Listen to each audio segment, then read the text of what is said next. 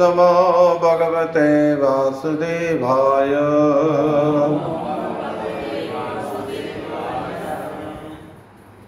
பகவத்கீதை உண்மை உறவில் 2வது அத்தியாயம். அத்தியாயத்தின் தலைப்பு கீதையின் முற்பொருள் ஸ்லோகம். 13வது ஸ்லோகம் இன்னைக்கு நம்ம படிக்கவிருக்கோம். திரும்ப சொல்லுங்க. தேஹினோஸ்மின் யதா தேஹே கௌமாரம் யௌவனம் ஜரா ததா தேஹாந்திர பிராப்திர் தீரத் தத்ர ந முஹ்யதி. மொழிபெயர்ப்பும் பொருளுரையும் வழங்கியவர் அகில உலக கிருஷ்ண பக்தி இயக்கத்தின் ஸ்தாபக ஆச்சாரியர் தெய்வ திரு பக்தி வேதாந்த சுவாமி ஸ்ரீல பிரபுபாதர். மொழிபெயர்ப்பு. தேகத்தை உடையவனின் உடல் சிறுவயது, இளமை, முதுமை என்று கடந்து செல்வதை போல ஆத்மா மரணத்தின் போது வேறு உடலுக்கு மாற்றம் பெறுகின்றது. நிதான புத்தியுடையவர் இது போன்ற மாற்றத்தால் திகைப்பதில்லை. ஓகே, இன்னைக்கு ஸ்லோகம் நம்ம பார்க்கறதுக்கு முன்னாடி இதுவரைக்கும் நம்ம என்ன கேட்டிருக்கோம் அப்படின்றத கொஞ்சம் ஞாபகப்படுத்திக்கலாம். நான் வாரத்தில் ஒரு நாள் கேட்குறதுன்றது எல்லாம் ஞாபகத்தில் இருக்காது. சம்மந்தமே இல்லாமல் இடையில கிருஷ்ணர் என்னவோ சொல்கிறார் அப்படின்னு நம்ம இருக்கிறது பதிலாக எதோட தொடர்ச்சியாக இன்றைக்கி நம்ம கேட்குறோம் அப்படின்றது தெரிஞ்சுக்கிட்டா நல்லது. ஸோ 2வது அத்தியாயம் ஆரம்பத்தில் அர்ஜுனுடைய குழப்பங்கள், அவருடைய வாதங்கள், போர் புரிய மாட்டேன்னு சொல்கிறதுக்கான வாதங்களை தொடர்றார். அதுக்கப்புறம் 7வது ஸ்லோகம் வரும்போது நம்ம கேட்டோம், சிஷ்யஸ்தேகம் சாதிமாம் துவாம் பிரபன்னம்னு சொல்லி கிருஷ்ணர்கிட்ட தன்னை சீடனாக ஒப்படைத்துக் கொள்கிறார். கிருஷ்ணரை குருவாக ஏற்று தன்னை சீடனாக சரணடைத்துக் கொள்கிறார். அது மூலமாக என்ன ஆகிறது? கிருஷ்ணர் குரு ஸ்தானத்தை ஏற்று உபதேசிக்க தொடங்குறார். அதுக்கப்புறம் 11வது ஸ்லோகம் போன வாரம் நம்ம கேட்டோம். கிருஷ்ணர் முதல் உபதேசமே மிக ஒரு கண்டிப்பான உபதேசமாக கண்டிப்போடு பேசுகிறார். அசோச்சான் அன்வசோச்சஸ்வம் பிரக்ஞாவாதாம் சபாஷை கதாசு ந கதாசு நானு சோஷந்தி பண்டிதா. அர்ஜுனா, நீ பேசுறதெல்லாம் கேட்டால் ரொம்ப பண்டிதனை போல, அறிவாளியை போல இருக்கு. ஆனால் நானு சோச்சந்தி பண்டிதா, பண்டிதர்கள் எதுக்காக வருந்த மாட்டார்களோ, கவலைப்பட மாட்டார்களோ அதுக்காக நீ வருந்துட்டு இருக்க. அறிவுள்ளவர்கள் அப்படின்னா, அறிஞர்கள் அப்படின்னா அவங்க இருப்பவர்களுக்காகவோ மாண்டவர்களுக்காகவோ இறந்தவர்களுக்காகவோ அவங்க வருந்த போகிறது கிடையாது. ஆனால் நீ வருந்தி கொண்டிருக்க. ஆனால் அதே சமயத்தில் அறிவாளி மாதிரி பேசுகிற அப்படின்னு சொல்லி என்ன சொல்கிறார்? மறைமுகமாக முட்டாள் என்று கண்டிக்கிறார். ஸோ ஒரு குரு அப்படின்னா ரொம்ப ஹெவியானவர். அவர் ஒரு சிஷ்யனை சரியான பாதைக்கு கொண்டு வரணும்னா அது ரொம்ப அவசியம். குறிப்பாக தவறான புரிதல் இருக்கும்போது அதை அழிக்கும்போது நம்ம பெரிய அறிவாளி, நம்ம நிறைய விஷயம் கற்றுருக்கோம் அப்படின்னு நம்ம நினச்சிட்டு இருக்கும்போது இதெல்லாம் அறிவே கிடையாது, நீ கற்றுட்டு இருக்கிறதெல்லாம் அபத்தம் அப்படின்னு சொல்லி அதை அழிக்கணும் முதல்ல. அதுக்கப்புறம் சரியான பாடத்தை சொல்லிக் கொடுக்கணும்.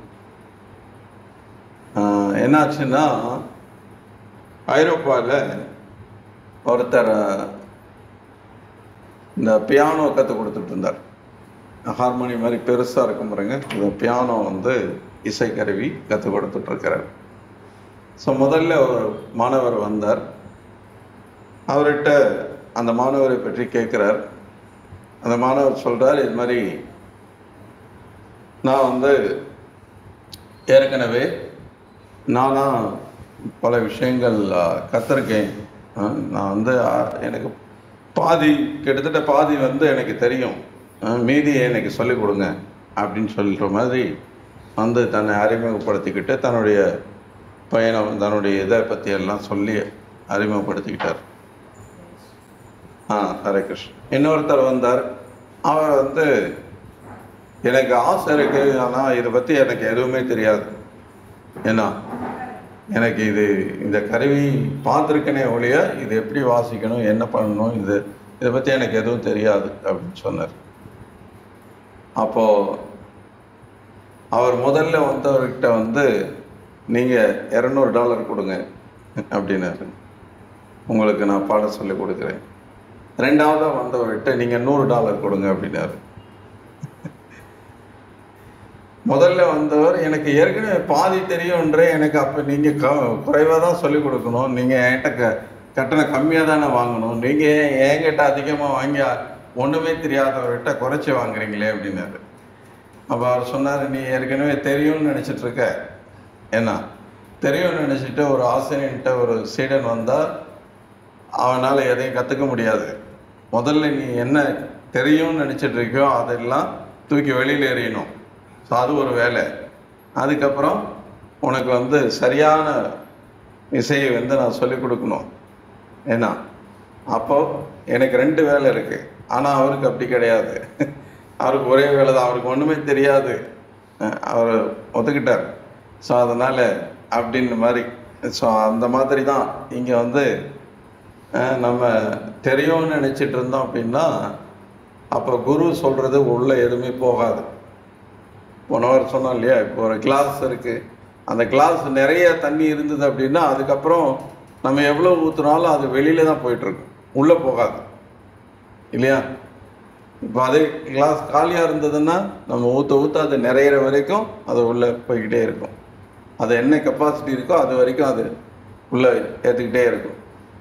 அதே மாதிரி நம்ம கெப்பாசிட்டி இருக்கிற வரைக்கும் நம்ம குருக்கிட்ட முன்னாடி ஒரு முட்டாளாக தன்னை பாவித்து கொள்வது ரொம்ப அவசியம். ஸோ அதுக்கு ஒரு உதாரணம் கூட நம்ம கேட்டோம். சைத்தன்ய மகாபிரபுவே சாட்சாத் பகவானே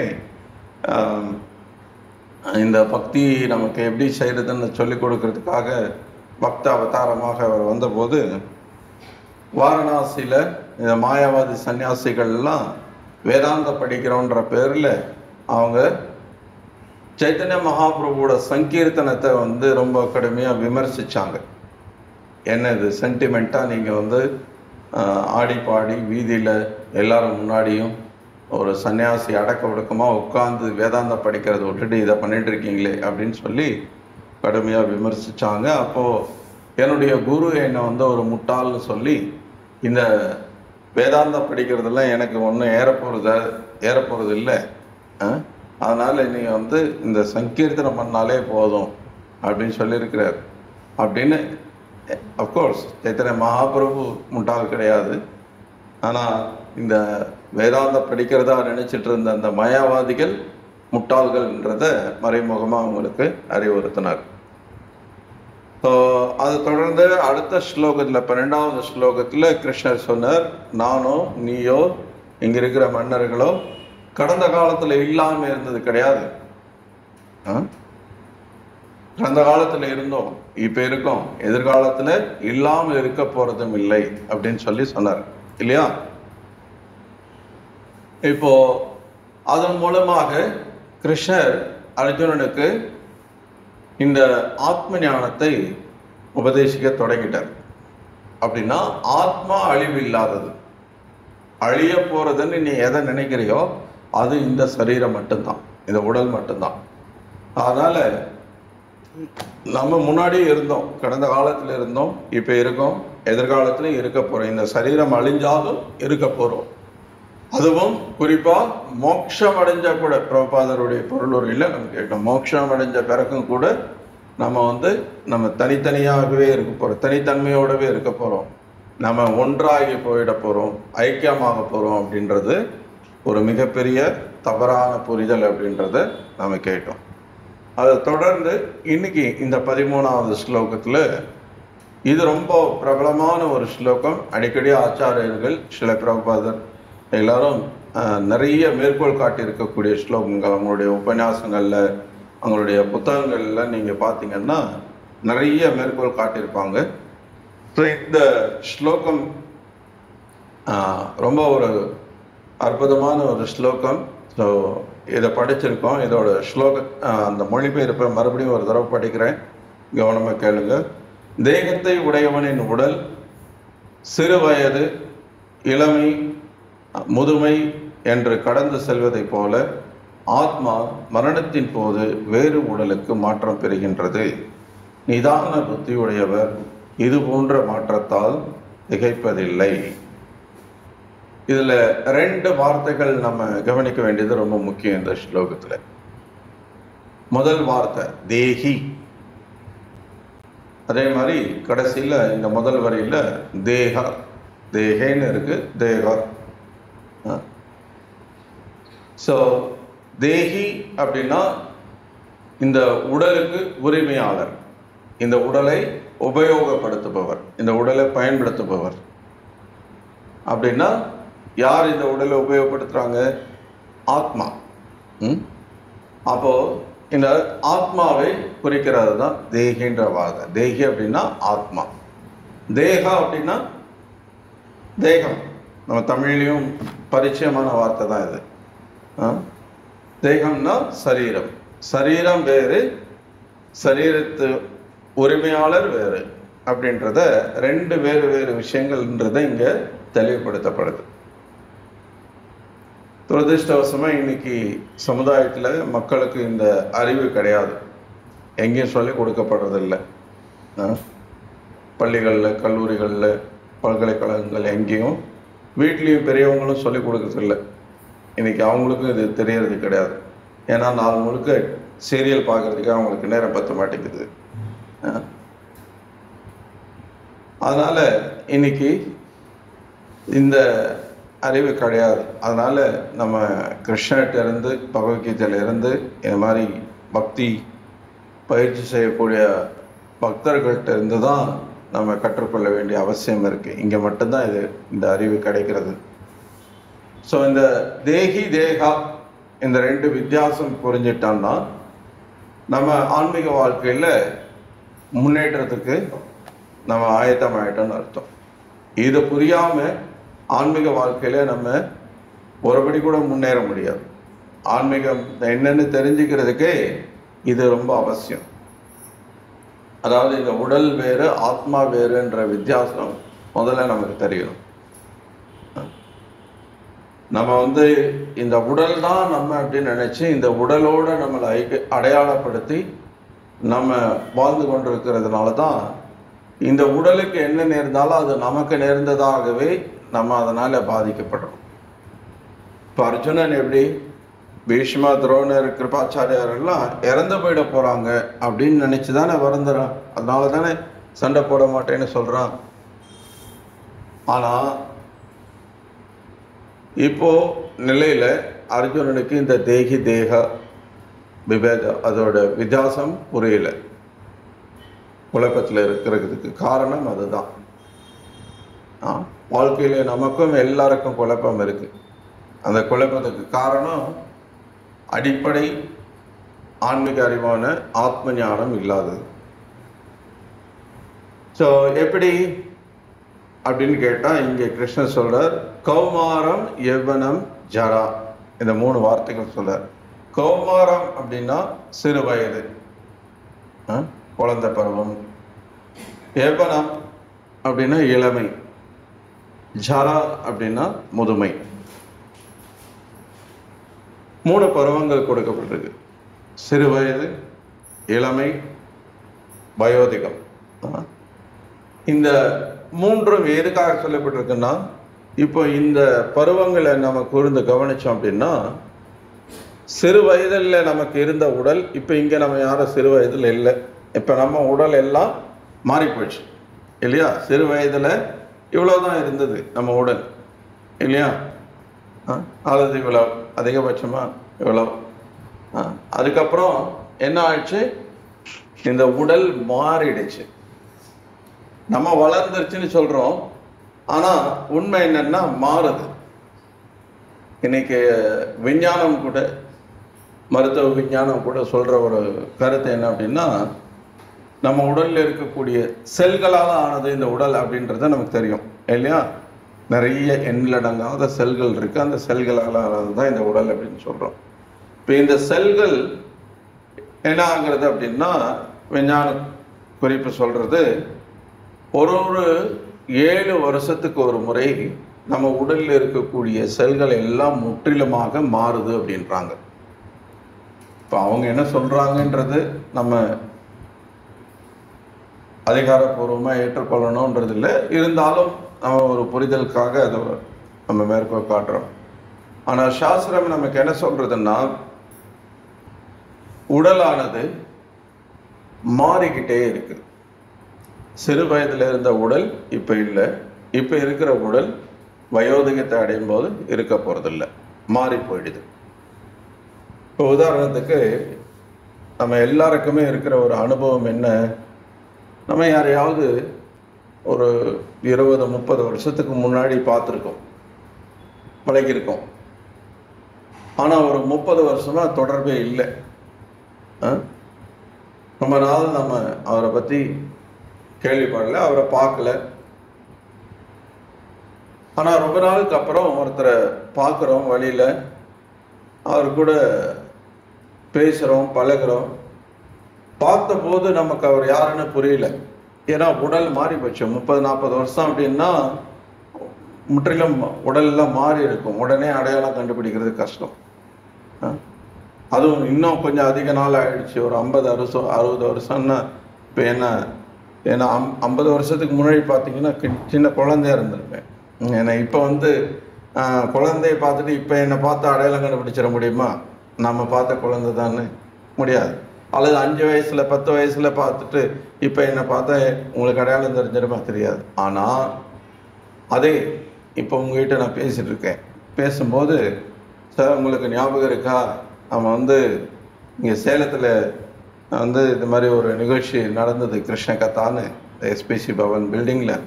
அங்கே புதன்கிழமான சத்சங்கம் நடந்துட்டு இருந்தது. அதில் நான் கலந்துட்டேன். அதுவா நீங்களா அப்படின்னு அப்போ கேட்கும்போது, ஆமாம் அப்படின்னு அப்போ நம்மளை அடையாளப்படுத்திக்க முடியும். ஸோ முதல்ல நம்ம பார்த்தபோது நமக்கு தெரியல, ஆனால் அவர்கிட்ட பேசினதுக்கப்புறம் இவர் தான் அப்படின்றத நம்மளால் புரிஞ்சிக்க முடியுது. அவரா நீங்க அப்படின்னு சொல்லி நம்ம ஆச்சரியத்தோடு கேட்போம். அப்படின்னு சொல்லி அப்போ நமக்கு என்ன புரிய வருதுன்னா, இந்த உடல் மாறிடுது, நம்மளால் அடையாளம் கண்டுபிடிக்காத அளவுக்கு மாறி போயிடுது. ஆனால் உள்ளே இருக்கிற இந்த நபர் மாறவே இல்லை. 50 வருஷத்துக்கு முன்னாடி நடந்த சம்பவம், 40 வருஷத்துக்கு முன்னாடி நடந்த சம்பவம் இப்போ குறிப்பிட்டு சொன்னால், ஆமாம் எனக்கு ஞாபகம் இருக்கு, நானும் அந்த நிகழ்ச்சியில் கலந்துக்கிட்டேன்,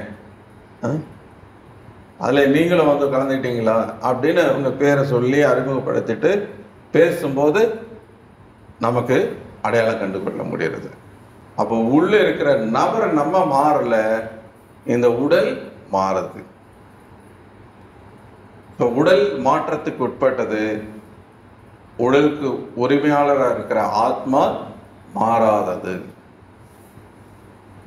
ஸோ அதனால தான் இந்த ஸ்லோகம் ரொம்ப முக்கியம். ஏன்னா இது ஒரு யூனிவர்சல் நாலேஜ்னு சொல்லலாம். இது உலகத்தில் இருக்கக்கூடிய யார் வேணாலும் இந்த அறிவை தன்னுடைய வாழ்க்கையில் அப்ளை பண்ணாங்க அப்படின்னா அவங்க இந்த உலகத்தினுடைய பல பிரச்சனைகள்லேருந்து விடுபட்டுற முடியும். இந்த உலகத்தில் இருக்கக்கூடிய என்ன பிரச்சனை வேணால் சொல்லுங்க, காசு இல்லை, பணம் இல்லை, உடல் பிரச்சனை, அந்த பிரச்சனை, இந்த பிரச்சனைன்னு சொல்லி நீங்கள் சொல்கிற எல்லா பிரச்சனைகளுக்கும் இந்த ஒரு ஸ்லோகம் போதும். அதுவும் இந்த 2 வரி, முதல் 2 வரி, தேகினோஸ்மினதா தேகை கௌமாரம் எவ்வனம் ஜரா, இந்த 2 வரியை புரிஞ்சிட்டாலே எல்லா பிரச்சனைக்கும் தீர்வு கண்ட மாதிரி. எப்படின்னு சொல்கிறீங்க இல்லையா? எப்படின்னு கேட்குறீங்களா? இப்போ உதாரணத்துக்கு பெரும்பாலான மக்களுக்கு இன்னைக்கு உலகம் முழுக்க எப்படின்னு தெரியல, உலகம் மோஸ்ட்லி எல்லா இடத்துலையும் அப்படி தான் இருக்கும். பணம் இல்லை அப்படின்னு நிறைய பேர், இன்னைக்கு நிறைய பேர் கையில் பணம் இருந்தாலும் கூட இன்னமும் நிறைய பேருக்கு பணம் போதலை. பணம் இல்லை, எனக்கு இவ்வளோ இருந்தால் பரவாயில்ல, அவ்வளோ இருந்தால் பரவாயில்லன்னு ஆசைப்படுறவங்க நிறைய பேர் இருக்காங்க. இந்த பணம் இல்லைன்ற பிரச்சனை எதனால் வருது? எதுக்கு பணம் தேவை? சௌகரியமாக வாழணும், நம்ம விருப்பப்பட்ட மாதிரி வாழணும் அப்படின்னா அப்போது நம்ம இந்த புலன்களை திருப்திப்படுத்த முயற்சிக்கிறோம்.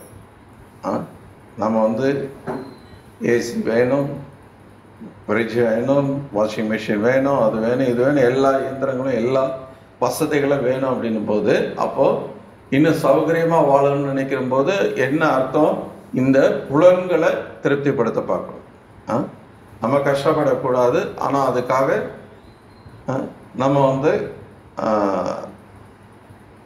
இந்த மாதிரி கருவிகளை பயன்படுத்தி நம்ம கிடைக்கிற நேரத்தில் என்ஜாய் பண்ணணும், அப்படிதான் நம்ம நினைக்கிறோம் இல்லையா? அப்போது நம்ம என்ஜாய் பண்ணணும்னு நினைக்கிறத, நம்ம அனுபவிக்கணும்னு நினைக்கிறது எதை எப்படி எந்த புரிதலை கொண்டு நம்ம அதை நினைக்கிறோம்? இந்த உடல் நான் இந்த உடலை திருப்திப்படுத்தினா அதுதான் எனக்கு சந்தோஷம் அப்படின்னு நினைக்கிறோம். எல்லாரும் என்ன பண்ணுறோம்? எப்படி அனுபவிக்கிறதுனா என்ன பண்ணுறோம்? விதவிதமாக சமைச்சு சாப்பிட்ணும், அல்லது ஆன்லைனில் ஆர்டர் பண்ணி சாப்பிட்ணும். இன்றைக்கி நிறைய விதவிதமாக நீங்கள் சைனீஸ் ஃபுட் வேணும்னாலும் கிடைக்கலாம், கொரியன் ஃபுட் வேணும்னாலும் கிடைக்குது, எல்லாமே கிடைக்குது. ஆன்லைனில் ஆர்டர் பண்ணி சாப்பிட்டுக்கலாம் இல்லையா? விதவிதமாக ட்ரெஸ் பண்ணிக்கணும், விதவிதமாக மேக்கப் போட்டுட்டு அழகுபடுத்திக்கணும், ரீல்ஸ் போடணும், வீடியோ எடுத்து அதை பண்ணணும், இதை பண்ணணும், இதுதான் என்ஜாய்மெண்ட் அப்படின்னு நினைக்கிறோம் மக்கள் இல்லையா? இன்றைக்கி மக்கள் என்ன பண்ணுறாங்க? அனுபவிக்கிறதுன்ற பேரில் இதை தான் செஞ்சுட்டு இருக்காங்க. இல்லைன்னா இன்னும் எக்ஸ்ட்ரீமாக போகிறவங்க பெரும்பாலும் தவறான பாவ செயல்களில், சாஸ்திரங்களில் தடை செய்யப்பட்டிருக்கக்கூடிய பாவ செயல்களில் மாமிசம் சாப்பிட்றது, சூதாட்டம், போதை பழக்கம், இதுதான் என்ஜாய்மெண்ட்டுன்னு நினைக்கிறாங்க. பார்ட்டி கலாச்சாரம் இன்றைக்கி வளர்ந்துட்டு இருக்கு, எல்லாருக்கும் தெரியும். பார்ட்டியில் போய் என்ன பண்ணுறாங்க? இதுதான் குடிக்கிறது, ஏன்னா கண்டது சாப்பிட்றது, கூத்தாடுறது, இதுதான் அவங்க பார்ட்டின்னு நினைக்கிறாங்க, இதுதான் அனுபவிக்கிறதுன்னு நினைக்கிறாங்க. அப்போது இதுக்கெல்லாம் பணம் தேவை. ஆனால் உண்மையிலேயே இது சந்தோஷத்தை கொடுக்கறதா அப்படின்னா இல்லை. ஏன்னா அது இந்த உடலை அடையாளப்படுத்தி இந்த உடல் தான் நான் அப்படின்னு நினைச்சு இந்த உடலை திருப்திப்படுத்த முயற்சிக்கிற செயல்கள். ஆனா ஆத்மாவான நாம இந்த உடல் மாதிரி ஒரு பௌதிக நிலையில இல்லை, பௌதிக தளத்துல கிடையாது. நம்ம ஆன்மீகமானவர்கள். ஆன்மீகம் அப்படின்னா நம்முடைய உண்மையான ரூபம் சச்சிதானந்த ரூபம், சத் சித் ஆனந்தம், நிரந்தரமான அறிவுபூர்வமான ஆனந்தமயமான ரூபம் நமக்கு இருக்கு. ஆனால் பௌதிகமான தற்காலிகமான அழியக்கூடிய துன்பமயமான இந்த சரீரத்தை கொண்டு நம்ம திருப்தி அடையணும்னு நினைச்சோம்னா அது முடியாத காரியம், அது நடக்காது. விதவிதமாக நீங்கள் நிறைய சுவையான உணவை சாப்பிடணும்னு நினைக்கிறீங்க, ஆனால் உங்கள் நாக்கில் ஒரு கிளவுஸ் மாதிரி ஒரு கவரை போட்டு விட்டுரும். நீங்கள் என்ன வேணும் எவ்வளோ வேணால் சாப்பிட்டுக்கோங்க அப்படின்னு ஒரு 200 வெரைட்டிஸ், ஏன்னா பெரிய டேபிள் ஃபுல்லாக நிரப்பி வச்சு உங்களை சாப்பிட சொன்னால் எப்படி இருக்கும் யோசிச்சு பாருங்க. அதில் இன்பம் கிடைக்குமா? கிடைக்காது. ஏன்னா அது கவரப்பட்டிருக்கு இல்லையா? நாக்கு மூடப்பட்டிருக்கு, நமக்கு சந்தோஷம் கிடைக்காது. அதே மாதிரி தான் நம்ம இந்த உடலில் இருக்கும்போது, இந்த பௌதிக சரீரத்தில் இருக்கும்போது நம்ம சத்வகுணம், ரஜகுணம், தமகுணம் அப்படின்ற 3 குணங்களால் மூடப்பட்டிருக்கும். இந்த 3 குணங்களால் ஆனது தான் இந்த உடல். இந்த 3 குணங்களும் இந்த ஜட இயற்கை சக்தி, இந்த பௌதிக சக்தியான இந்த ஜட இயற்கை நமக்கு இந்த சரீரத்தை கொடுக்கும்போதே நம்ம இந்த 3 குணங்களோட பிணைந்து தான் வெளியில் வரும்போதே நம்ம இந்த குணங்களுடைய கட்டுப்பாட்டுக்குள்ளே இருக்கிறோம். இந்த குணங்கள் நம்மளை மூடி வச்சிருக்கு. அதனால நமக்கு இந்த உலகத்தில் அனுபவிக்கிறதுன்ற பேரில் எதை செஞ்சாலும் அது இன்பத்தை கொடுக்கறதே கிடையாது. அது நாக்கில் நம்ம கவரை போட்டுக்கிட்டு சுவையை சுவைக்க முயற்சிக்கிற மாதிரி விதவிதமான பதார்த்தங்களை. அதனால் நம்ம என்ன பண்ணணும், இந்த சரீரம் நம்ம இல்லைன்றதை புரிஞ்சுக்கணும். நம்ம இந்த சரீரத்துக்குள்ளே இருக்கக்கூடிய ஆத்மா வேறு, சரீரம் வேறு, இந்த உடல் வேறு அப்படின்ற அந்த புரிதல் நமக்கு இருந்துச்சு அப்படின்னா, அப்போ நம்மளுடைய இன்பத்திற்கான முயற்சி வேறு விதமாக இருக்கும். நம்ம இன்பமாக இருக்கணும்னு நினைக்கிறது தப்பு கிடையாது. ஏன்னா இயற்கையிலே முன்னாடி நான் சொன்னது போல ஆத்மாவான நம்ம சச்சிதானந்தமானவர்கள், நம்ம ஆனந்தமயமாக இருக்க வேண்டியவர்கள் தான். அதனால தான் நம்ம இன்பமாக இருக்கிறதுக்கான முயற்சியில் தான் ஈடுபடுறோம். யாருமே கஷ்டப்படணும்னு நினச்சி எந்த முயற்சியும் செய்கிறதே கிடையாது. யாராவது ஏதாவது பண்ணுறீங்களா? தினமும் நான் வந்து ஒரு மணி நேரம் கஷ்டப்படலாங்க அப்படின்னு நினச்சி ஏதாவது பண்ணிக்கிறீங்களா? கஷ்டப்படுறதுக்காக கத்தி எடுத்து வெட்டிக்கலாம், சுற்றி வச்சு நசுக்கிக்கலாம், விரல கதவு சந்தில் வச்சு விரல நசுக்கலாம். இப்படி கஷ்டப்படுறதுக்கு எவ்வளோ வழி இருக்குது. அந்த மாதிரி ஏதாவது ட்ரை பண்ணுறோமா கஷ்டப்படணும்னு சொல்லி? இல்லையே. எப்பவும் நம்ம இன்பமாக இருக்கணும்னு சொல்லி தான் நம்ம முயற்சி பண்ணுறோம். இது நமக்கு சந்தோஷம் கொடுக்குமா அப்படின்னு நினச்சி தானே நம்ம வந்து எந்த வேலையும் செய்கிறோம். அப்போது இன்பமாக இருக்கணுன்றது தப்பு கிடையாது. அந்த எண்ணம் தவறானது கிடையாது. ஏன்னா இயற்கையிலேயே நம்ம எப்பவும் ஆனந்தமாக இருக்க வேண்டியவர்கள். அதனால தான் அந்த எண்ணம் வருது. ஆனால் அதை எப்படி அடையிறதுன்றது நமக்கு தெரியல. எங்கே அடையிறது, எப்படி அடையிறதுன்றது நமக்கு தெரியல. ஸோ அதனால தான் இது வந்து கிருஷ்ணர் சொல்லக்கூடிய இந்த விஷயம் யூனிவர்சல் நாலேஜ்னு சொல்கிறோம். இப்போ இந்த கௌமாரம், விபனம், ஜரா, இந்த பிரின்சிபல், இந்த கொள்கை இப்போ கிறிஸ்தவன் நான் அல்லது நான் ஒரு இஸ்லாமியன் அப்படின்னு சொல்லிட்டு இருக்கிறவங்களுக்கு இது பொருந்தாதுன்னு நினைக்கிறீங்களா? இப்போ அவங்க எல்லாம் பிறக்கும் போதே வளர்ந்தவங்களா பிறந்துடுறாங்களா? அவங்களும் இந்த மாற்றத்துக்கு உட்பட்டு தானே வராங்க. கௌமாரம், யௌவனம், ஜரா, இது யாருக்காவது பொருந்தாதுன்னு சொல்றீங்களா இந்த உலகத்துல? இது இந்த மதத்தை சேர்ந்தவங்க அதாவது நாத்திகவாதிக்கு இது பொருந்தாதுன்னு சொல்றீங்களா? எல்லாருக்குமே பொருந்தும் இந்த பாடம். அதனால தான் சொல்றேன், இந்த 2 வரி போதும் இந்த உலகத்தில் இருக்கக்கூடிய எல்லா பிரச்சனைக்கும் தீர்வு கண்டது.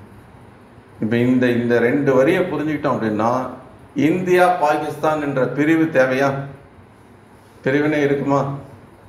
இந்து, முஸ்லீம், கிறிஸ்தவன் என்ற இந்த வேறுபாடெல்லாம் இருக்குமா? இருக்காது. இந்த தன்னை ஒரு மதத்தோடு அடையாளப்படுத்திக்கிறதும் தன்னை உடலோடு அடையாளப்படுத்திக்கிறதும் ஒன்றும் பெரிய வித்தியாசம் கிடையாது. நான் இந்த உடலில் இருக்கேன், அதனால் இந்த உடல் ஒரு இந்து மதத்தில் இந்து மத குடும்பத்தில் பிறந்தது, அதனால் நான் இந்து. நான் ஒரு கிறிஸ்தவ குடும்பத்தில் பிறந்தேன்டா நான் கிறிஸ்து. அப்படிதான் நம்மளை அடையாளப்படுத்திக்கிறோம். அப்போ எல்லாமே நான் இந்த சரீரம் என்ன, நான் இந்த சரீரம், இப்போ இந்த சரீரம் எங்கே பிறந்திருக்குதோ அது என்னுடைய தாய்மண். இந்தியன் என்று சொல்லடா, தலை நிமிர்ந்து நில்லடா, தமிழன் என்று சொல்லடா, தலை நிமிர்ந்து நில்லடா. இப்படி நம்மளை வந்து பெருமைப்படுத்தக்கூடிய விஷயமாக இதை நம்ம நினைக்கிறோம். ஏன் இது நமக்கு அப்படி நினைக்கிறது, ஏன் தோன்றது? ஏன்னா இங்கே பிறந்ததுனால. இதே நீ பாகிஸ்தானில் பிறந்திருந்தா இதே உணர்வு இருக்குமா? அங்கே உணர்வு மாறும். அப்படின்னா என்ன அர்த்தம்? நமக்கு இந்த உடல் நாம அப்படின்னு நினைச்சிட்டு இருக்கிறதுனால இந்த உடலோட அடையாளப்படுத்துகிற எல்லா விஷயத்தையும் நம்முடையது, என்னுடைய உறவினர்கள் அப்படின்னு நம்ம நினைக்க தொடங்குறோம். ஸோ எனிவே, பிரபுபாதருடைய பொருளுரை இருக்குன்னு நம்ம படிக்கல. பிரபுபாத சொல்றார், ஒவ்வொரு உயிர்வாளியும் தனித்தனி ஆத்மா என்பதால் ஒவ்வொருவரும் தனது உடலை ஒவ்வொரு கணமும் மாற்றிக்கொண்டே இருக்கின்றனர். சில நேரங்களில் சிறுவனைப் போலவும், சில நேரங்களில் இளைஞனைப் போலவும், இன்னும் சில நேரங்களில் முதியோனைப் போலவும் அவன் தோன்றுகின்றான். தோன்றுகிறான். ஸோ இந்த மாற்றம் அப்படின்னு நம்ம சொன்னோம் இல்லையா, இது வந்து பிரபாரிங்க என்ன சொல்ற, ஒவ்வொரு கணமும் மாறிக்கிட்டே இருக்கு. ஏன்னா இந்த செல்கள் வந்து மாறிக்கிட்டே இருக்கு. அப்படின்னா ஒரு செல் மாறினா கூட அது ஒரு மாற்றம் தான் இல்லையா? அப்ப நம்ம உடல் மாறிக்கிட்டே இருக்கு. என்னன்னா எல்லாம் நிறைய மாற்றங்களுக்கு அப்புறமா நம்மளை பார்க்கும்போது அது மாற்றம் இருக்கிற மாதிரி தெரியுது. ஆனால் தொடர்ச்சியாக நம்ம பார்த்துக்கிட்டே இருக்கும்போது அந்த மாற்றம் இருக்கிறத நமக்கு தெரியல. இப்போ பார்க்காத ஒருத்தரை ஒரு 2 வருஷம் 3 வருஷம் கழிச்சு பார்த்து, என்ன பிரபு உடம்பு இழைச்சி போச்சு அப்படின்னு நம்ம இப்போ அதே அவங்க வீட்டில் இருக்கவங்க அதை சொல்ல மாட்டாங்க. ஏன்னா தினமும் அவங்க பார்த்துட்டே இருக்கும்போது அந்த மாற்றம் தெரியறதில்லை, அவங்களால கவனிக்க முடியறதில்லை. ஏன்னா அது வந்து நம்ம கவனிக்காத வகையில் அது அந்த மாற்றம் நடந்துக்கிட்டே போயிட்டு இருக்கு. கொஞ்சம் கொஞ்சமாக ஒரு செல்லாக மாற்றம் நடந்துக்கிட்டே இருக்கு. ஸோ அப்போ பிரபாத் சொல்றார், ஒவ்வொரு கணமும் மாற்றிக்கொண்டே இருக்கின்றனர். ஸோ இருப்பினும் ஆத்மா எவ்வித மாற்றமும் அடையாமல் அப்படியே இருக்கின்றார். முன்னாடி நம்ம பேசினோம் இல்லையா, ஒருத்தரை ரொம்ப நாள் பார்க்காம இருந்து பார்த்தோம்னா நமக்குள்ள மாற்றம் இல்லை, ஆனால் நம்ம உடல்ல மாற்றம் இருக்குன்றதை நம்ம உணர்வோம். அந்த தனி ஆத்மா இறுதியில் மரணத்தின் போது உடலை மாற்றி வேறொரு உடலில் புகுகின்றான். இப்போ அந்த மாதிரி இருக்கக்கூடிய ஆத்மா தான் என்ன ஆகிறது, இப்போ கௌமாரம்லேருந்து யவனத்துக்கும் யவனத்திலிருந்து ஜராவுக்கும் மாறிட்டே வந்த அந்த ஆத்மா இப்போ மரணத்தின் போது வேறொரு உடலுக்கு மாறுது. ஒரு கார் வாங்குகிறோம், 5 வருஷம் ஓட்டுறோம், 10 வருஷம் ஓட்டுறோம், 20 வருஷம் ஓட்டுறோம். அதுக்கப்புறம் என்னதான் தள்ளி தள்ளி நம்ம ஸ்டார்ட் பண்ணா கூட ஆக மாட்டேங்குது, அவ்வளோதான், அதுக்கு ஆயில் முடிஞ்சு போச்சு. அப்போ என்ன பண்ணுறோம், தூக்கி போட்டுட்டு வேற வண்டியை வாங்கிக்கிறோம். இப்போ வண்டியை மாற்றினதுனால நம்ம மாறிட்டோம்னு அர்த்தமா? இல்லை, வண்டி மாறி இருக்கு. நேற்று வரைக்கும் அம்பாசிடர் ஓட்டிகிட்டு இருந்தோம், இன்னைக்கு அம்பாசிடர் மார்க்கெட்டில் இல்லை, போயிடுச்சு. இப்போ வந்து நம்ம இன்னைக்கு இருக்கிற லேட்டஸ்ட் மாடல் கார் ஏதோ ஒன்று மாற்றிக்கிறோம். நம்ம காரை மாற்றுறதுனால நம்ம மாறிட்டோன்னு அர்த்தமா? இல்லை, நம்ம மாறல, நம்ம அப்படியே தான் இருக்கோம். ஆனால் நேற்று வரைக்கும் ஒரு வண்டி ஓட்டிகிட்டு இருந்தோம், இன்னைக்கு ஒரு வண்டி ஓட்டுறோம், அவ்வளோதான். இப்போ நேற்று வரைக்கும் ஓட்டிகிட்டு இருந்தால் அந்த வண்டியை விடும்போது அதை மரணம்னு சொல்கிறோம், புதுசாக ஒரு வண்டி வாங்கும்போது அதை நம்ம பிறப்புன்னு சொல்கிறோம். இந்த உடல் வந்து ஒரு வாகனத்தோடு நம்ம ஒப்பிட்டு பார்க்கும்போது இதுதான் நம்முடைய புரிதல். புரியுதா? இதில் ஏதாவது குழப்பம் இருக்கா? நம்ம வந்து இந்த உடலை மாற்றிக்கிட்டே இருக்கும். அது எத்தனை முறை வேணால் மாறலாம். இந்த பௌத்திக உலகத்தில் எந்த மாதிரியான மாற்றங்கள் வேணால் வரலாம். இப்போது நேற்று கார் வச்சுருந்தேன், ஆனால் இன்னைக்கு எல்லாம் பிஸ்னஸ் லாஸ் ஆகி போய் கையில் காசே இல்லை, இந்த காரையும் விட்டாகணும், வேறு வழியில் ஏன்னா ஓட மாட்டேங்குது. இப்போது என்ன பண்ணுறது, அடுத்தது என் கையில் காசு இல்லை, சைக்கிள் வாங்குறதுக்கு தான் காசு இருக்குது, ஓகே சைக்கிள் தான் வாங்க முடியும். ஏன்னா என்னுடைய கெப்பாசிட்டி என்ன இருக்கோ, என்னுடைய கர்ம வினை என்ன இருக்கோ அதுக்கேற்ற மாதிரி தான் எனக்கு கிடைக்கும் அடுத்த உடல். ஸோ அதனால இந்த உடல் மாற்றம் அப்படின்றது இருந்துக்கிட்டே தான் இருக்கு. ஆனால் நமக்குள்ள எந்த மாற்றமும் கிடையாது. அடுத்த பிறவியில் வேறு உடலை அடைய போவது உறுதி. பௌதிகமாகவோ ஆன்மீகமாகவோ இருக்கலாம். அடுத்தவன் அடைய போகிற உடல் எப்படிப்பட்டதாக வேணா இருக்கலாம். அவன் இந்த பௌதிக உலகத்தை விட்டு வெளியேறக்கூடிய ஆன்மீக நிலையையும் அடையலாம். அர்ஜுனன் தனக்கு பிரியமான துரோணர், பீஷ்மர் போன்றோரின் மரணத்திற்காக கூட வருந்த தேவையில்லை. மாறாக அவர்கள் பழைய உடலில் இருந்து புதிய உடலுக்கு புதிய சக்தியுடன் மாறுவதை, இளமையாவதை எண்ணி அவன் மகிழவே வேண்டும். ஸோ இப்போ பிரபுபாதர் என்ன விளக்குறார் அப்படின்னா, பீஷ்மர், துரோணர், கிருபாச்சாரியர் இவங்க எல்லாம் ஏற்கனவே வயசானவங்க. ஜரா இங்கே இந்த ஸ்லோகத்தில் சொல்கிற மாதிரி பார்த்தா ஏற்கனவே வயசானவங்க. எப்படியும் அவங்க இந்த உடலை விட்டு பிரிய தான் போகிறாங்க. இந்த போர்க்களத்தில் நடந்தாலும் சரி, அதுக்கப்புறம் நடந்தாலும் சரி, இன்றைக்கோ நாளைக்கோ அவங்க மரணம் அடைய தான் போகிறாங்க. ஆனால் இப்போது அர்ஜுனன் ஒரு க்ஷத்ரியனா அவன் கடமையை செய்யும்போது இந்த போரில் அவங்க உடல் விட்டாங்க அப்படின்னா, ஒரு க்ஷத்ரியன் போரில் மடியும் போது அவனுக்கு ஏற்றம் தான் இருக்குது. அவன் தாழ்ந்து போக போகிறது கிடையாது அவனுடைய நிலையிலிருந்து. ஏன்னா அவன் தர்மத்துக்காக போரிடுறான். தர்ம யுத்தம் இன்னைக்கு நடக்கிற ரஷ்யாவுக்கும் உக்ரைனுக்கும் இடையில, ஈரானுக்கும் இஸ்ரேலுக்கும் இடையில நடக்கிற அந்த மாதிரி யுத்தம் கிடையாது. இதெல்லாம் அதர்ம யுத்தங்கள். வேணும்னே அதர்மத்துக்காக பண்ணுற யுத்தம். ஆனால் இது அந்த மாதிரி கிடையாது. மகாபாரத போர் தர்மத்தை நிலைநாட்டத்துக்காக நடத்தப்பட்ட யுத்தம். அதனால் குறிப்பாக பீஷ்மர், துரோணர் எல்லாம் மிகச்சிறந்த மகாத்மாக்கள். அவங்களுடைய கதி கண்டிப்பாக இன்னும் உயர்வான ஸ்தானத்தை தான் அடைய போகிறாங்க இந்த உடலை விட்ட பிறகு. அப்படின்னா அவங்களுக்கு ஒரு புது உடல் கிடைக்க போகிறது, இன்னும் உயர்வான நிலையை அடைய போகிறாங்க. அப்படின்னும் போது அர்ஜுனனுக்கு உண்மையிலேயே இந்த ஆத்ம ஞானம் இருக்கும் பட்சத்தில் அவன் என்ன பண்ணணும்? சந்தோஷப்படணும். ஆனால் அதை விட்டுட்டு இப்போ என்ன பண்ணிட்டு இருக்கான்? வருந்திட்டு இருக்கான், கவலைப்பட்டு இருக்கான். அதனால தான் சண்டை போட மாட்டேன்னு சொல்கிறான்.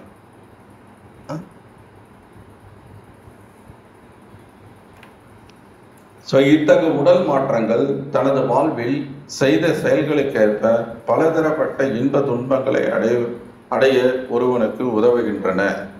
எனவே நல்லாத்மாக்களான பீஷ்மரும் துரோணரும் மறுவாழ்வில் நிச்சயமாக ஆன்மீக உடல்களை அடையப் போகிறார்கள், அல்லது குறைந்தபட்சம் பௌதிக நிலையின் உயர் இன்பங்களை அனுபவிப்பதற்காக சொர்க்கலோகத்தின் உடல்களை அடைவார்கள். எனவே எந்த சூழ்நிலையிலும் கவலைப்பட காரணமில்லை. ஸோ குறைஞ்சபட்சம் சத்திரியர்கள் அவங்க இப்போ பீஷ்மர், துரோணர் போல ஒரு சிறந்த மகாத்மாக்களாக இல்லை, பக்தர்களாக இல்லை அப்படின்னா கூட குறைஞ்சபட்சம் பௌதிக தளத்தில் அவங்க இந்த பூமியை விட உயர்வான லோகங்கள், சொர்க்க லோகங்களுக்கு போவாங்க. சத்திரியர்களுக்கு அந்த ஒரு தகுதி உண்டு. ஏன்னா அவங்க தர்மத்துக்காக உயிர விடுறாங்க. ஸோ அதனால சில பிரபா சொல்றார், நீங்க ஒரு பௌத்திக நிலையில பார்த்தா கூட அவங்க தாழ்ந்து போகிறது கிடையாது. இருக்கிற நிலையிலிருந்து உயரதான் போறாங்க. அவங்க இந்த வயசான உடலை விட்டுட்டு புது உடலை ஏற்க போறாங்க. அதை நினைச்சு நீ சந்தோஷப்படணும் அப்படிங்கிறார். தனி ஆத்மா, பரமாத்மா மற்றும் இயற்கை, பௌதிக மற்றும் ஆன்மீக இயற்கை இரண்டும் இயற்கை ஆகியவற்றின் நிலையை பக்குவமாக அறிந்தவன் தீரா அல்லது நிதான புத்தியுடையவன் என்று அழைக்கப்படுகிறான். அத்தகைய மனிதன் உடல்களின் மாற்றத்தால் ஒருபோதும் மயங்குவதில்லை. ஸோ முதல்ல சொன்னார் இல்லையா கிருஷ்ணர், அசோச்சான் அன்வசோச்சஸ்வம் பிரக்ஞாவாதாம்ச பாஷஜை. அந்த ஸ்லோகத்தில் நானு சோச்சந்தி பண்டிதா, பண்டிதன் இந்த மாதிரியான உடல் மாற்றங்களுக்காக கவலைப்படுறது கிடையாது. வாழ்பவர்களுக்காகவோ மாண்டவர்களுக்காகவோ அறிஞர்கள் வருந்துவதில்லை அப்படின்னு சொல்லி சொன்னார். ஸோ அதே மாதிரி தான் இங்கே தீரான்ற வார்த்தை உபயோகப்படுத்தப்படுறது. நீங்கள் பிரபுபாருடைய புத்தகங்களை படிக்கும்போது இந்த வார்த்தையை அடிக்கடி பயன்படுத்துறதை நீங்கள் பார்க்கலாம். தீரா அப்படின்னா நிதான புத்தி உடையவர்னு அர்த்தம். அப்படின்னா ஜடம் எது, ஆத்மா எது, ஆன்மீகம் எது, பௌதிகம் எது அப்படின்ற அந்த வேறுபாட்டை உணர்ந்தவர், வேறுபடுத்தி பார்க்க தெரிஞ்சவர், ரெண்டுத்துக்கும் உள்ள வித்தியாசத்தை தெரிஞ்சவர். அதனால உடல் அழியக்கூடியது, அழுது என்ன ஆக போகிறது? அழுறதுனால உடல் அழியாமல் இருக்க போகிறதா? அப்படின்னா எல்லாரும் அழுதுகிட்டே இருக்கலாமே, எந்த உடலும் அழியாமல் இருக்குமே. வருத்தப்படுறதுனால ஏதாவது மாற்றம் உண்டாக போகிறதா? ஒன்றும் கிடையாது. நாளைக்கு இன்னைக்கு நம்ம யாருக்காவது அழுகிறோம்னா நாளைக்கு நமக்காக யாராவது அழ போறாங்க. இப்படியே அழுதுகிட்டே இருக்கிறதுக்காக நமக்கு இந்த வாழ்க்கை கொடுக்கப்பட்டிருக்கு இல்லை. ஏன் இந்த மாற்றம் உண்டாகிறது? நான் விரும்பாத போதிலும், என்னால் தவிர்க்க முடியாத போதிலும், நான் ஏன் இந்த மாற்றத்துக்குள் திணிக்கப்படுகிறேன்? நான் ஏன் நிர்பந்திக்கப்படுறேன்?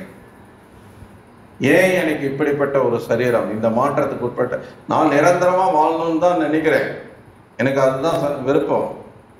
எப்படி ஆனந்தமா வாழணும்னு நினைக்கிறது தப்பு இல்லைன்னு சொன்னோமோ, அதே மாதிரி நிரந்தரமா வாழணும்னு நினைக்கிறது தப்பு கிடையாது. ஏன்னா நம்ம சச்சிதானந்தம், சத்துன்னா நிரந்தரம். ஏற்கனவே நம்ம நிரந்தரமானவர்கள் தான். அப்ப நிரந்தரமா வாழணும்னு நினைக்கிறது தப்பு இல்லை. ஆனா இந்த சரீரத்துல, இந்த பௌதிக சரீரத்துல நிரந்தரமா வாழணுன்றது முட்டாள்தனம்.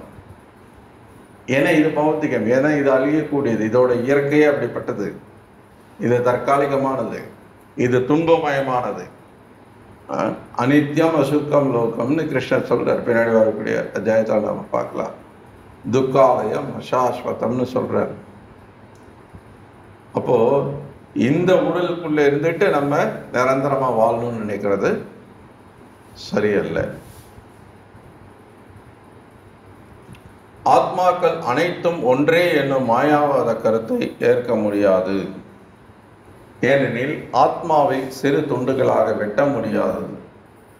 அவ்வாறு ஆத்மாக்கள் அனைத்தும் வெவ்வேறு தனிப்பட்ட துண்டுகளாக வெட்டப்பட்டவை என்று எடுத்துக்கொண்டால் அது உன்னத ஆத்மா மாற்றம் அடையாதது எனும் கொள்கைக்கு எதிராக அமையும். ஸோ இது ஒரு இன்னொரு தவறான புரிதல். பெயரளவிலான ஹிந்துக்கள் பெரும்பாலும் இந்த புரிதலோடு இருக்காங்க. நீங்கள் ஆரம்பத்தில் பேசும்போது ஒன்றும் தெரியாது, நானும் பக்தி பண்ணுறேங்க, நானும் கிருஷ்ணரை தான் வழிபடுறேன், வீட்டில் பாருங்கள் வீடு ஃபுல்லாக கிருஷ்ணர் போட்டோ அப்படின்னு சொல்லிக்குவாங்க. ஆனால் கொஞ்சம் அப்படி நீங்கள் அவங்ககிட்ட தத்துவத்தை பேச ஆரம்பிச்சிங்கன்னா கடைசியில் எல்லாரும் ஒன்று தாங்க, கடைசியில் எல்லா கடவுளும் ஒன்று, நீயும் ஒன்று, நானும் ஒன்று, எல்லாம் ஒன்று, எல்லா கடவுள் தான்,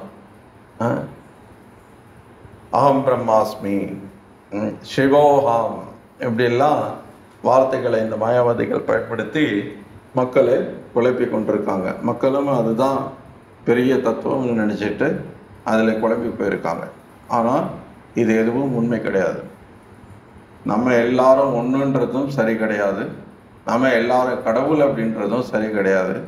கடவுளாக இருந்தால் நம்ம ஏன் இந்த பௌதிக குணங்களுக்கு பந்தப்பட்டு இருக்கோம்? ஏன் இந்த குணங்கள் நம்மளை கட்டி போட்டு வச்சிருக்கு?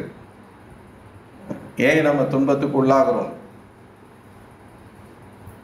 மாயாவாதிகள் சொல்றாங்க, இல்லை நீ கடவுள் என்றதை உணராத வரைக்கும் தான் உனக்கு கஷ்டம், நீங்க கடவுள் என்றதை உணர்ந்துட்டன்னா நீ கஷ்டத்திலிருந்து வெளியேறிடுவ அப்படிம்பாங்க. அது என்ன மாதிரியான கடவுள்? நான் கடவுள் என்றதையே முடியாம இருக்கேன்னா அப்ப நான் கடவுளா இருந்த என்ன பிரயோஜனம்? என்ன லாஜிக் இது?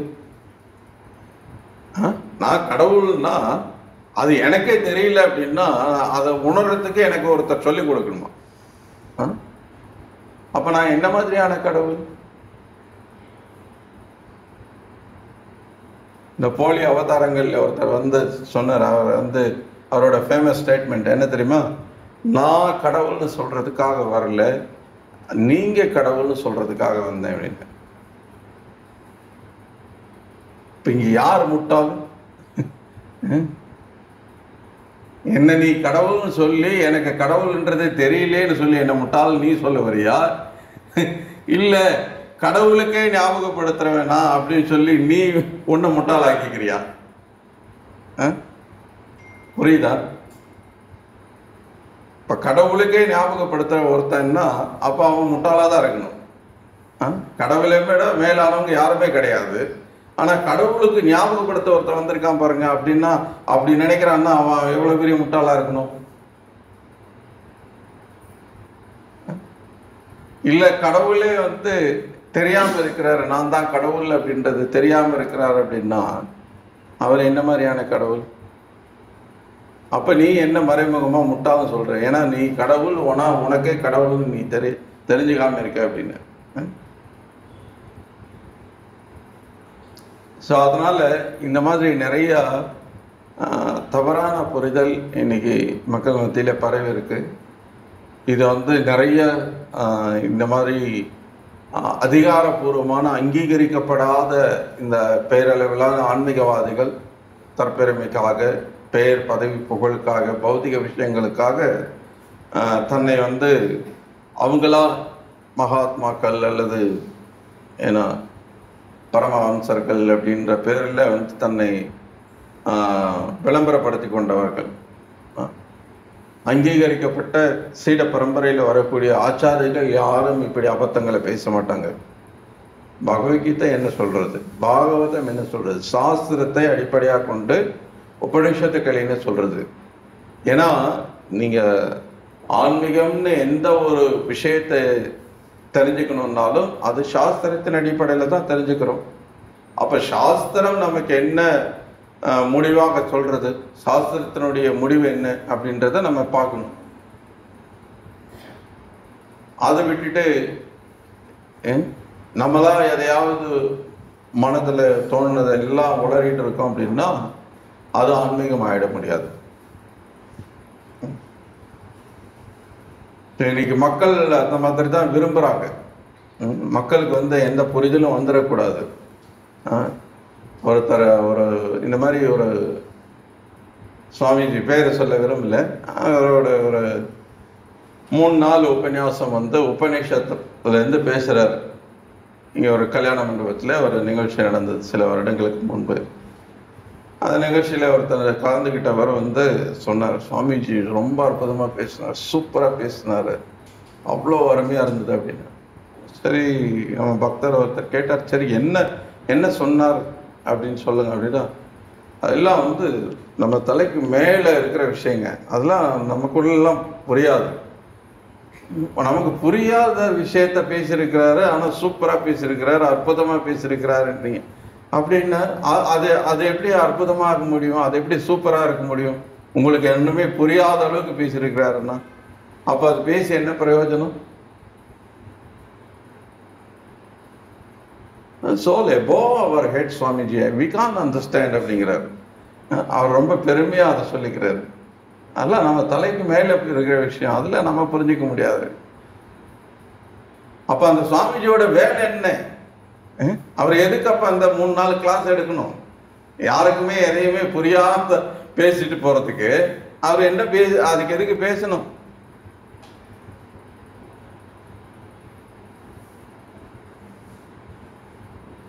ஸோ மக்கள் இந்த மாதிரி ஏமாற விரும்புகிறாங்க.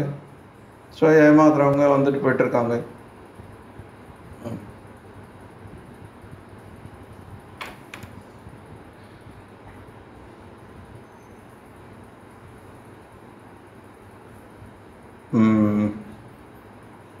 மேலும் பரமன் துண்டிக்கப்படக்கூடியது, மாற்றமடையக்கூடியது என்றாகிவிடும். இப்போ ஆத்மாவே பிரிக்க முடியாது, ஆத்மாவே மாற்றமடையக்கூடியது இல்லை அப்படின்னும் போது அப்போ இறைவனை பற்றி சொல்ல வேண்டிய அவசியமே கிடையாது. கீதையில் உறுதி செய்யப்பட்டுள்ளபடி பரமனின் அம்சங்கள் நித்தியமானவை, சனாதன. ஷரா என்றால் ஷரா என்ற பெயரால் அழைக்கப்படுகின்றன. அதாவது அவை பௌதிக இயற்கையில் விழுந்துவிடும் தன்மையுடையவை. அம்சங்கள் நித்தியமாக அம்சங்களே. முக்திக்கு பின்னும் தனி ஆத்மா அம்சமாகவே திகழும்.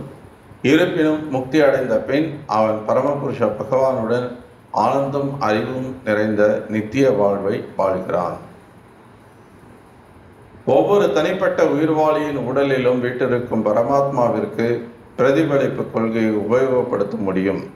அவர் தனிப்பட்ட ஆத்மாவிலிருந்து வேறுபட்டவர்.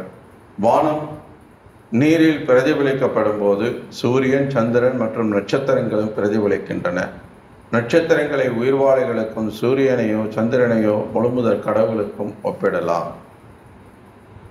அர்ஜுனனால் பிரதிநிதிக்கப்படும் தனிப்பட்ட அம்சமான ஆத்மாவும் பரமாத்மாவாக விளங்கும் முழுமுதற் கடவுள் ஸ்ரீகிருஷ்ணரும் ஒரே நிலையை உடையவர்கள் அல்ல. இது 4ஆம் அத்தியாய தொடக்கத்தில் தெளிவாகும். ஸோ ஒரு விஷயம் இங்கே நம்ம புரிஞ்சுக்க வேண்டியது என்ன அப்படின்னா, இங்கே பிரபாஸ் சொல்ற மாதிரி தனிப்பட்ட ஆத்மா எப்போதும் தனிப்பட்ட ஆத்மாவே. ஜீவாத்மா என்னைக்கும் பரமாத்மாவாக ஆகவே முடியாது. பரமாத்மா என்ற ஸ்தானம் நித்தியமான ஒரு ஸ்தானம், அது ஆல்ரெடி ஆக்குப்பை. அந்த நிலையை வேற யாராலும் அடைய முடியாது.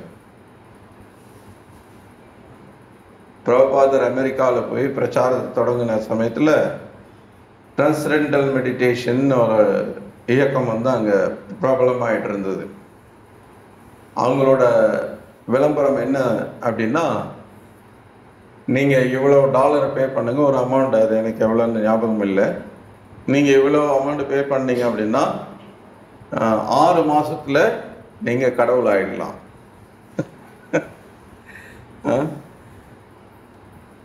பக்தர்கள் பிரபாதர் எல்லாம் இதை கேட்டபோது என்ன ஒரு கேலித்தனமாக இருக்குது. மக்கள் எவ்வளோ பைத்தியகாரத்தனமாக இருந்தால் கடவுள் ஆகணும்னு ஆசைப்பட்டு இந்த போய் இவ்வளோ பணம் கொடுத்து வேற அதில் சேர்ந்துட்டு இருக்காங்க அப்படின்னு சொல்லி பிரபாதர் கடுமையாக விமர்சித்தார். ஏன்னா கடவுள்னா அப்படின்னா என்னன்னே தெரியல, அவங்களுக்கு ஒரு புரிதலே கிடையாது.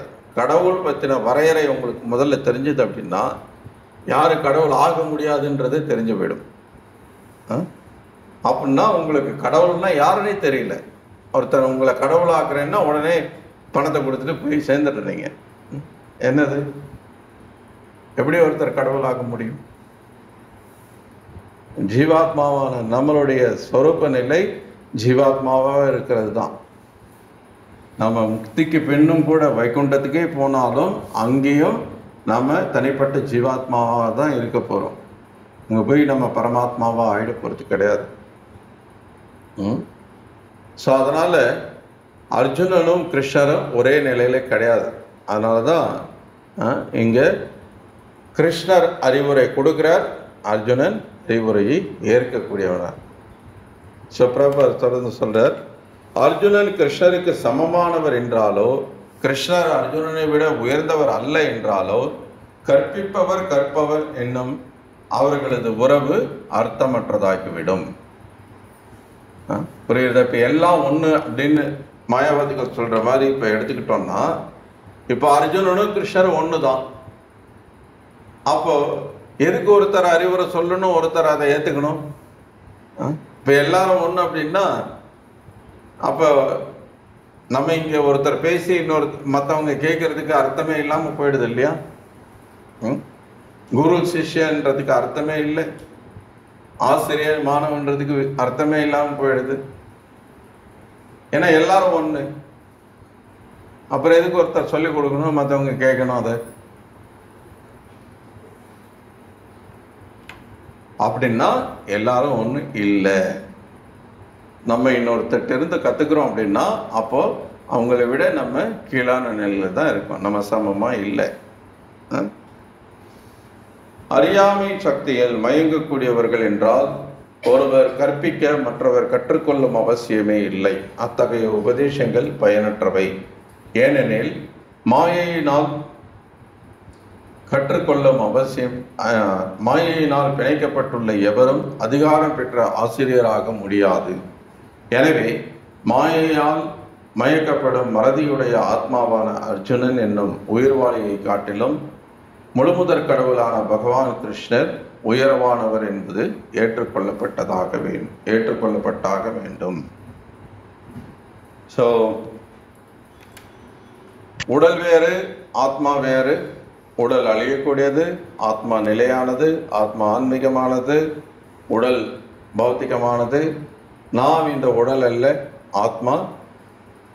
ஆத்மா ஆன்மீக ஆனந்தத்தை அடையக்கூடியது, இந்த பௌதிக உடலால் ஆனந்தத்தை அடைய முடியாது. ஆத்மா நித்தியமாக வாழக்கூடியது, ஆனால் இந்த பௌதிக உடலில் கிடையாது. ஆன்மீக உடலில் இருக்கும்போது, ஆன்மீக உலகத்தில் இருக்கும்போது அது சாத்தியமாகிறது. அதே மாதிரி ஆத்மாவும் பரமாத்மாவும் ஒன்றல்ல, வேறு வேறு தான் எப்போதுமே முக்தி அடைந்த பிறகும். ஸோ அதனால் கிருஷ்ணரும் அர்ஜுனனும் ஒன்றுன்றது ஏற்கக்கூடியதல்ல. ஸோ இதெல்லாம் சுருக்கமாக இது வரைக்கும் நம்ம கேட்ட விஷயங்கள் இன்னைக்கு. இதோட பிரபாருடைய பொருளுரை நிறைவு பெறுது. அடுத்த வாரம் அடுத்த ஸ்லோகத்திலிருந்து நம்ம தொடரலாம். இந்த ஸ்லோகம் சார்ந்து இன்னும் சில கருத்துக்கள் இருக்குது. பட் நமக்கு இப்போ நேரம் இல்லாததுனால அடுத்து வரக்கூடிய வகுப்புகளில் நம்ம அதை தொடர்ந்து கேட்கலாம். ஹரே கிருஷ்ணா. ஸோ எல்லாருக்கும் மிக நன்றி பொறுமையோட கேட்டதுக்கு.